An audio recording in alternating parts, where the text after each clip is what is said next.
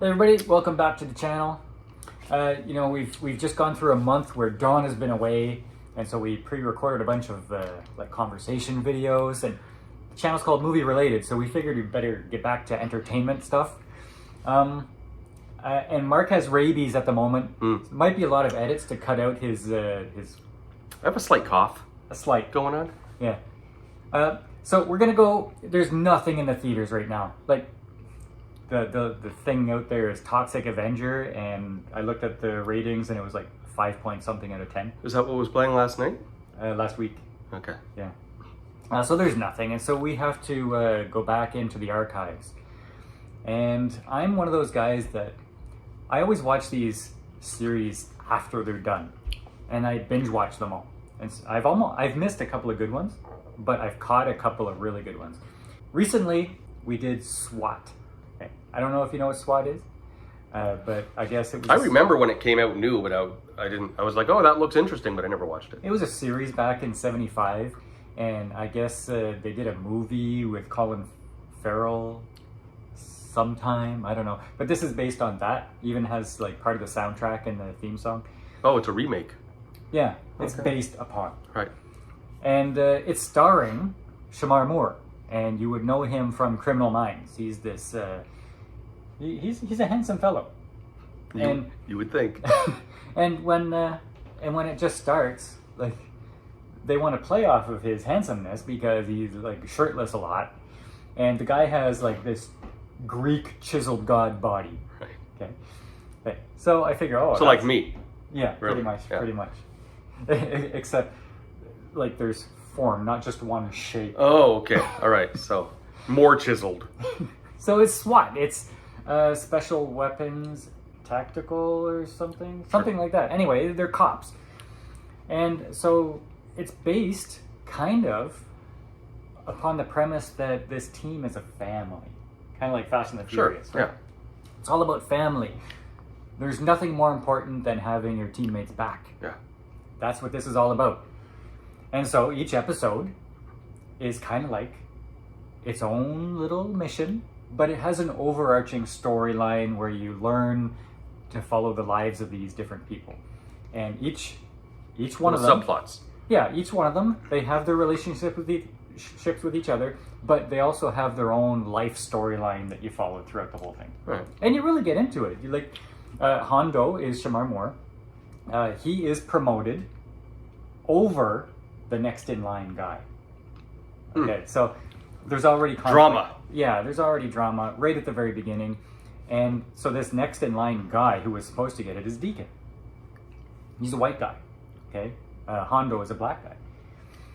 The whole series is all about, okay, we went through that period of time between George Floyd and recent, okay, and it was a lot of race baiting, that kind of stuff. politics, right?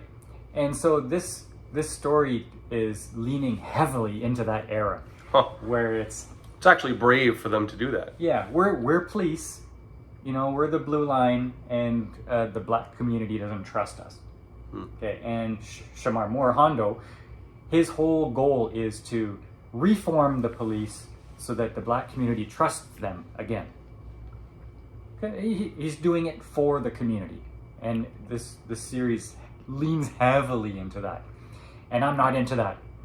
I don't like that kind of stuff because some of the things I don't agree with, some of the things I find exaggerated. I'm just not that kind of person that would enjoy that. However, the acting was pretty decent, and the storylines and the relationships kept me interested through the whole thing. Okay. How many seasons? Okay, they did 6 seasons. Okay. And then for various reasons, boom, cancellation.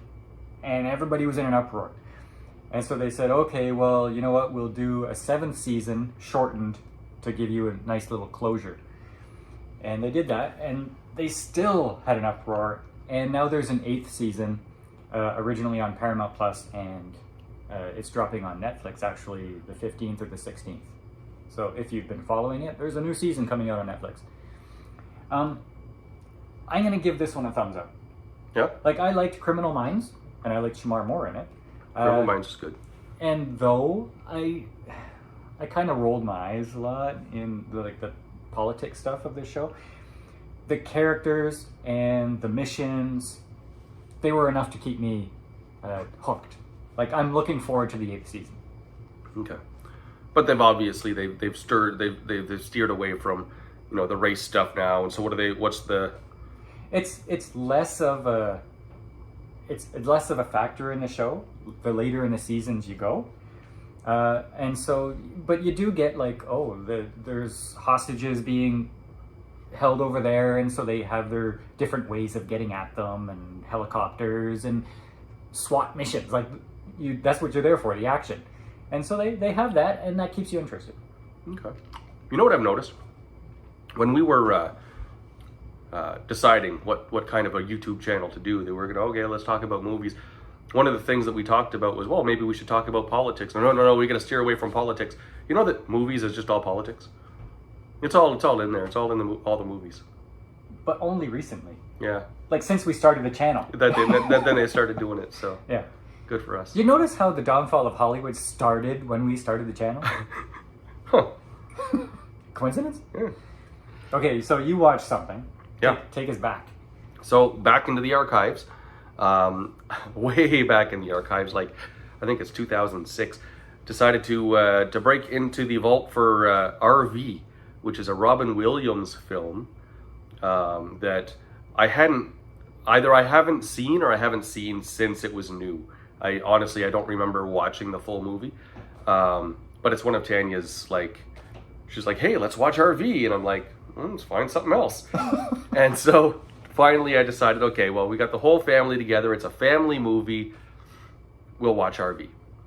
And I put it on, and it's basically about movies that we've seen recently, about an overworked dad who still has to do some work. They have a vacation planned.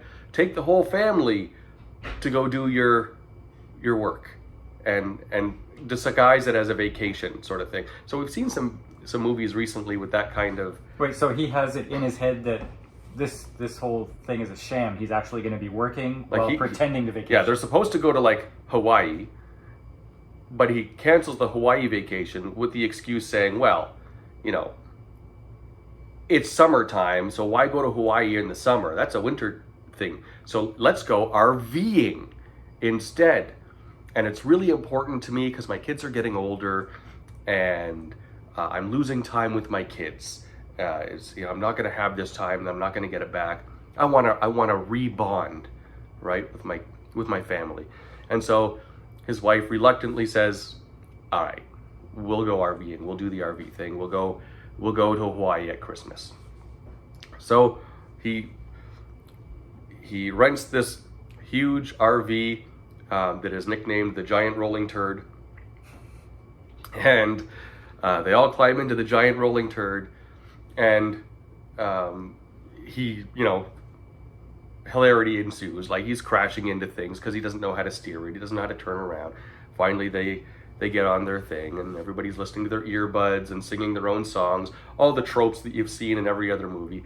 And then, he's supposed to meet his boss. I forget their destination, but some state. And so they all meet there, and boss basically ordered him to cancel his Hawaii vacation, right? So, because I need you to be at this meeting because you're the closer. And so they all go to this meeting. He saves the work day, and the family bonds. That's basically the movie. But it's an enjoyable family movie. Was he found out by his family? Yeah, at the end, he's sort of found out, and, family gets all mad. Oh, you're here for work. And then finally they come together and help him to save his sort of work meeting day. And then he gets fired because boss says, oh, you've embarrassed me and whatever. And then the people that they were pitching to approach him to hire him as their lead guy. And so the day is saved. So Tanya just said she gives this a 9 out of 10. Yeah, she did. Yeah, but what about you? It was enjoyable. And listen, I don't think this would have been like an awesome movie theater movie for me. Hi. But I gave it like a 6. It was I was happy enough to watch it, but I would have been like, oh, I don't want to pay for this. So this is on that other shelf at Blockbuster that you haven't been to. Yeah. Yeah. But it's as far as family movies go, it was a good, enjoyable, fun, clean family movie to watch. It was enough poop jokes and stuff like that to keep the boys entertained, stuff like that. You know?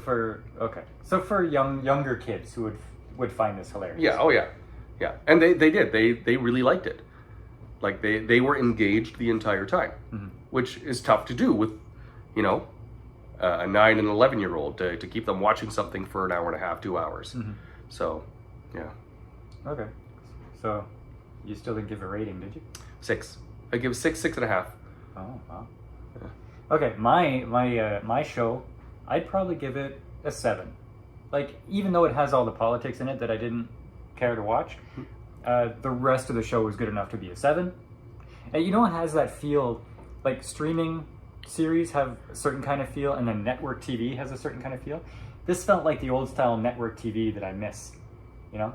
Okay. It has I don't know. I noticed like prime time. Yeah, the things. Okay, I waited a week to see this, and then it's just that kind of show. It's different than modern day streaming TV. Okay. Anyway, I would recommend it. I'm looking forward to the next season. Probably won't watch that. But if you're ever in a situation where you're like watching my kids, go ahead and and put that more on. Kids, or yeah. Okay. Have a room full of kids, whatever. Just put that on. It was enough to keep them engaged and keep them happy, and then ship them off to bed. So it was okay that way. Okay. Yeah. Okay. Well, before we go, let's just take a look at this here. Oh.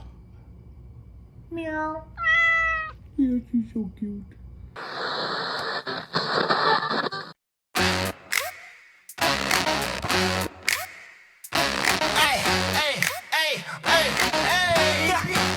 Sometimes a boy just wants to hear the movie coming out will make him smile ear to ear. Because nothing fills the void like the silver screen, where you can get totally lost in the American dream.